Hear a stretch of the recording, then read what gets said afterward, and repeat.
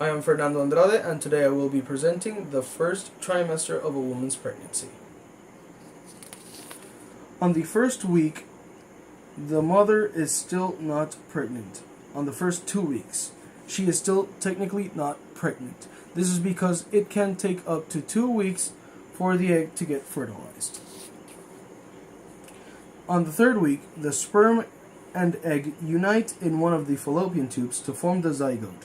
The zygote is one-celled organism with 46 chromosomes, 23 of each parent, that eventually turns into the fetus once it has traveled down the fallopian tube and ends up in the uterus.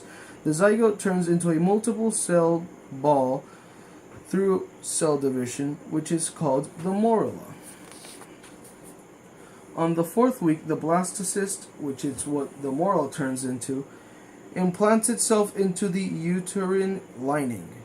The blastocyst's outer layer becomes part of the placenta, while the inner layer becomes the embryo. On the fifth week, the blastocyst has turned into the embryo. The embryo releases high levels of HCG hormone that causes the ovaries to stop making eggs and to produce more estrogen and progesterone, while fueling the growth of the placenta. The embryo is composed of 3 layers. The ectoderm, outer layer, becomes the skin, central and peripheral nervous system, eyes, and the inner ears. The mesoderm, which is the middle layer, becomes the baby's heart, primitive circulatory system, bones, ligaments, kidneys, and most of its reproductive system. Endoderm is the inner layer, which becomes the baby's lungs and intestines. On the 6th week, there is quick growth. The embryo's neural tube finally closes, which is along its back, and is where the brain and spinal cord develop from.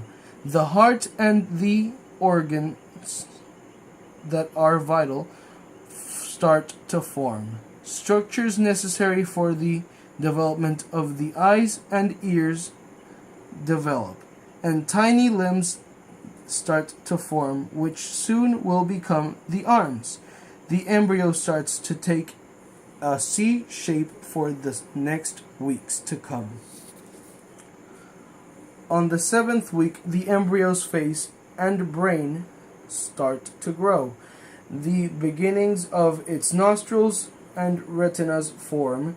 Small limbs form that will become the legs, and arms now resemble paddles.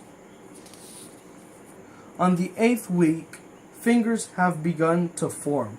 Small swellings begin to appear where the eyes will be, and they become obvious. The upper lips and nose have formed. The trunk, which is the torso and neck, begin to straighten up. By the end of this week, the embryo shall be considered a fetus, and it might be about half an inch in size. On the 9th week, the fetus's arms will grow and develop elbows. Toes and eyelids form.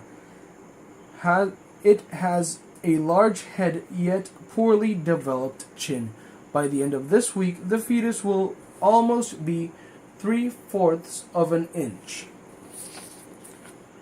On the 10th week, the fetus becomes more round. It can bend its elbows. Fingers and toes have lost their webbings and become longer. Their eyelids and external ears continue to develop. On the 11th week, the body begins to grow and to catch up with its head, which is still composing most of the body mass. The fetus has a wide face, his eyes are very separated, and his ears are low. His eyelids are fused, and red blood cells start to form the liver. By the end of this week, the external genitalia will have started to form. On the 12th week, the fetus develops its fingernails. Its face will seem more normal. The fingers will start to open and close, and its toes will curl. Its intestines will be finally in the abdomen. On the 13th week, the fetus's head will now be 1/3 of its size, of its total size. And this is finally the last week of the first trimester.